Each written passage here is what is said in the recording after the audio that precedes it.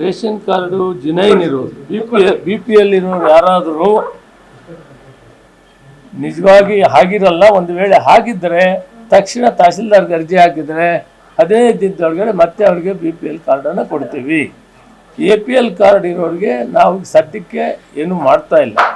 B P ಎಲ್ಲಲ್ಲಿ ಸಾಕಷ್ಟು ಜನ A P L ಇದ್ದಾರೆ, ಅದನ್ನು ಪರಿಷ್ಕರಣೆ ಮಾಡ್ತಾ ಇದ್ದೀವಿ. ಮಾಡುವಾಗ ಅಕಸ್ಮಾತ್ ಎಲ್ಲಾದರೂ ಬಿ ಪಿ ಎಲ್ ಅವರು ಮಿಸ್ ಆಗಿದೆ ಅವ್ರಿಗೆ ಅವಕಾಶ ಮಾಡಿಕೊಡ್ತೀವಿ. ಅಲ್ಲ, ಬಿ ಪಿ ಎಲ್ ಅರ್ಹರಲ್ಲದೇ ಇದ್ರೆ ಬಿ ಪಿ ಎಲ್ಗೆ ಅವರು ಎ ಪಿ ಎಲ್ಗೆ ಹೋಗ್ತಾರೆ. ಕೇಂದ್ರ ಸರ್ಕಾರನೂ ಕೂಡ ಕರ್ನಾಟಕದಲ್ಲಿ ಸುಮಾರು 4 ಲಕ್ಷಕ್ಕೂ ಹೆಚ್ಚು ಅನಧಿಕೃತ ಬಿಪಿಎಲ್ ಕಾರ್ಡ್ಗಳಿದೆ ಅಂತ ಒಂದು ವರದಿ ಕೊಟ್ಟಿದೆ. 7 ಲಕ್ಷ ಕಾರ್ಡ್ಗಳು ಗೈಡ್ಲೈನ್ಸ್ ಮೀರಿ ಎ ಪಿ ಎಲ್ನವ್ರು ಇದ್ದಾರೆ ಅಂತ ಕೇಂದ್ರ ಸರ್ಕಾರ ಹೇಳಿದೆ. ಅದನ್ನು ಪರಿಷ್ಕರಣೆ ಮಾಡ್ತಾ ಇದ್ದೀವಿ ನಾವು. ಸುಮಾರು 14 ಲಕ್ಷ ಕಾರ್ಡು ಎ ಪಿ ಎಲ್ನವರು ಬಿ ಪಿ ಎಲ್ ಇದ್ದಾರೆ. ಅದನ್ನು ನಿಧಾನವಾಗಿ ನಾವು ಬಿ ಪಿ ಎಲ್ಗೆ ತೊಂದರೆ ಆಗದಂತೆ ಪರಿಷ್ಕರಣೆ ಮಾಡಿ ತೆಗಿಬೇಕಾಗಿದೆ. ಹಂತವಾಗಿ ತೆಗಿತೀವಿ.